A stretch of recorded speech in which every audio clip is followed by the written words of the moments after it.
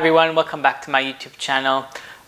So today for you guys, I'm actually making a recipe from the dessert person from Saffitz'S. We're actually making one of the first recipes I made from here, a spiced honey and rye cake. It's a very simple recipe to make in the sense that you won't need a hand mixer, a stand mixer. You do everything by hand. You have two bowls. You're wet and dry. Very simple. So yeah, let's get started. So the first thing we're gonna do is we're gonna grab a mixing bowl and we're gonna add our dry ingredients. So we have 1 1/3 cups of just regular all-purpose flour, and to that we are adding 1/4 cup of rye flour, which gives it the rye in the name of the cake.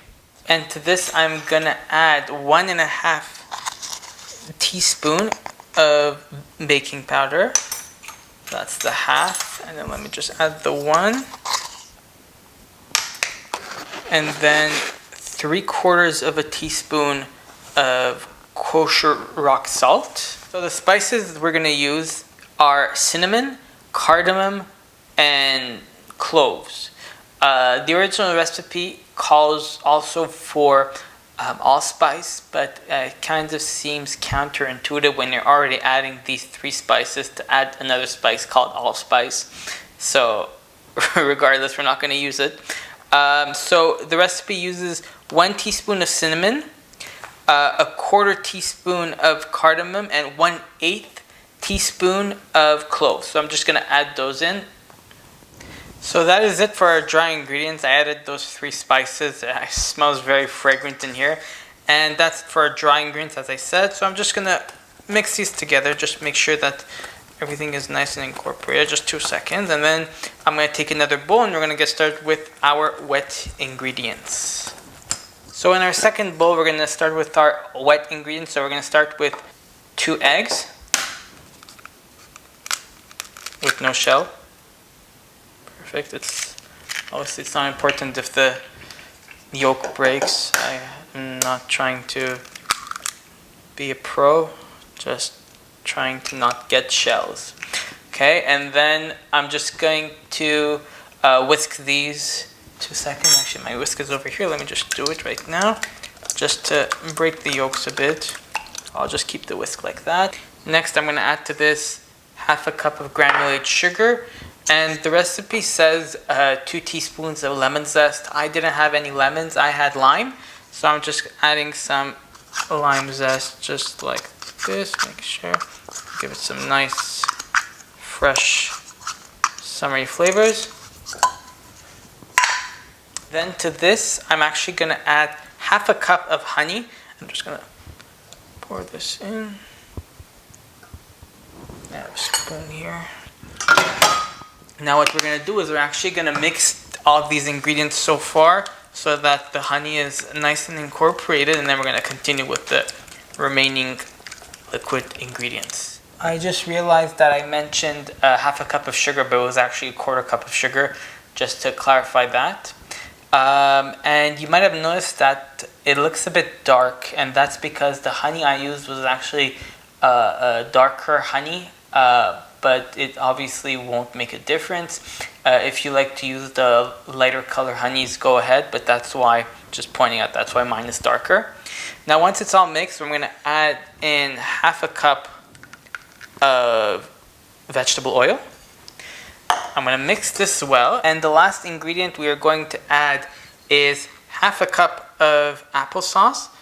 And just to tell you what 1/2 cup is, if you buy those individual servings of applesauce from the grocery store, that is 1/2 cup. So you won't necessarily need to measure it. I measured it for you, so you won't have to, but that is 1/2 cup. And that is it for our wet ingredients. We have our dry, we have our wet, and now it's just a matter of combining the wet into the dry. So they say to make a well in the dry ingredients. I don't think it'll make any difference, but anyways.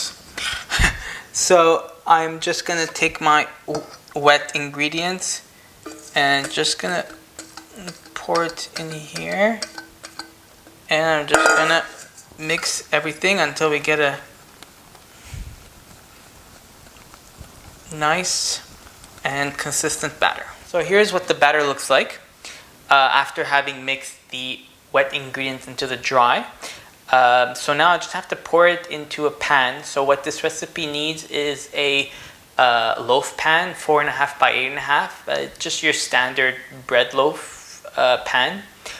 And then until I do that, actually, I'm going to put the oven in the middle rack, and I have to preheat it at 350 Fahrenheit or about like 175 Celsius.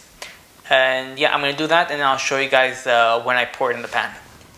So I have here my loaf pan. What I did like last time, I just put some oil in the bottom just for the parchment paper to stick. And then I'm just going to pour my batter just gently.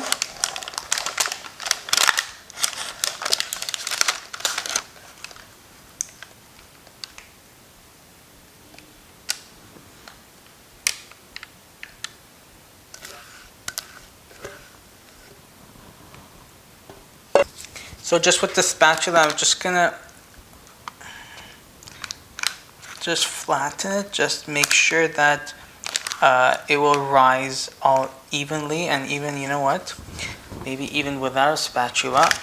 Last time I just push it a bit this way, push it in all the corners so that the pan will get filled and it will be even.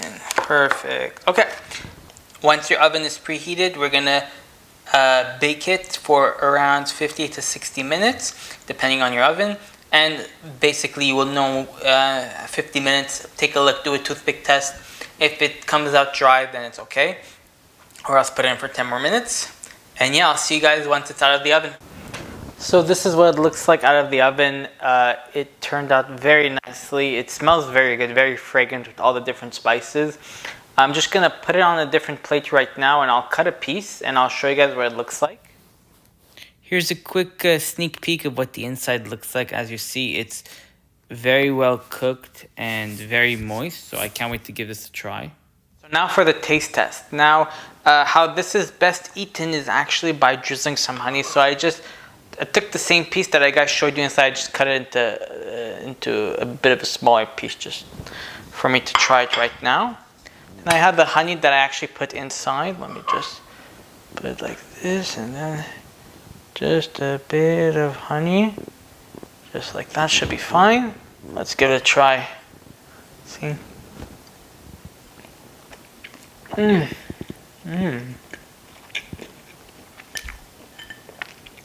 good. Very good. Honestly, it's the perfect thing to have for fall. I could just, for some reason I could taste pumpkin, but maybe it's just like I could taste the same spices that I would have in a pumpkin pie. That's the best way for me to describe it. Overall, it tastes amazing. Look, it's very easy. You just dry ingredients, wet ingredients. It's not too complicated. I hope you guys like this recipe. If you did, please press the thumbs up. Don't forget to like and subscribe. And yeah, I'll see you guys next week for another video. Bye.